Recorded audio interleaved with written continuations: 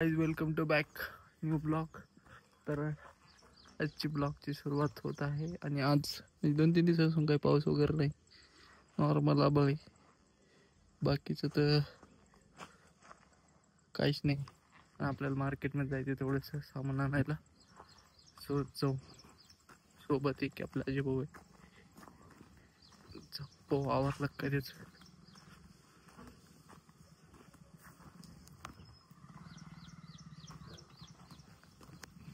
तर चला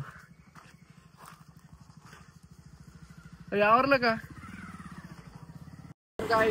आता 2 गाड्या घेतल्यात आपण, कारण की अजून एक सीट वाढलं होतं पुढंच येते 8-3 बैल येत होते, त्यामुळे मग एका गाडीवर काठीवर शिफ्ट म्हणलं जायचं. आता नेणार 2 गाड्या घेऊन जाऊ आणि ऊन पडलेलं त्यामुळे पावसाची काही टेन्शन नाहीये. पाऊस पूर्णपणे उघडला आणि वाटत आहे आता. फक्त अजून काय पाणी वसरलं नाही, पुलावून पाणी वाहत होतं ते काय वसरलं नाही आतापर्यंत. काय होईल ते सांगता येत नाही.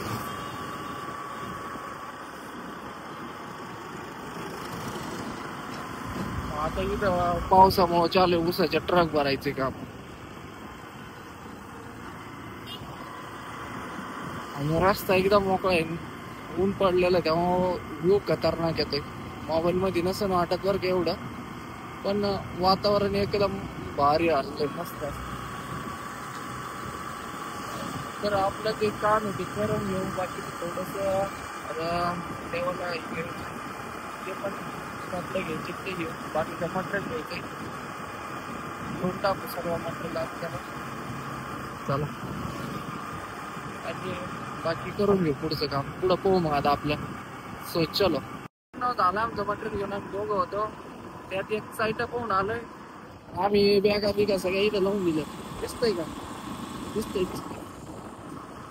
आता आम्ही चाललोय माग. सगळं मटेरियल वगैरे बांधून घेतलंय, पिश्या पुशे, आणि आता निघायचंय. सगळं मटेरियल घेऊन आलंय. आज त्यांना अजून मटेरियल घ्यायचंय, तर ते मटेरियल घेऊन राहिलेत. आणि आपलं आता मी जातो पण पुढं. पावसाचं वातावरण झालंय, परत पाऊस दिवस नको यायला. सो चला मग आता आपण जाऊ पुढं. तिथं मटेरियल घेऊन येऊ राहिलेत. सो गाईच पाणी तर खतरनाक वाढलंय. इकडं पण चालू आपण निम्म्या रस्त्यात. वातावरण तर टोटल चेंज झालंय. पाऊस येण्याची शक्यता वाटत राहील, पण काय सांगता येत नाही. आता येतोय आणि बाकी चालू आहे रस्ते. ऑगस्ट टाईम सरकला. चला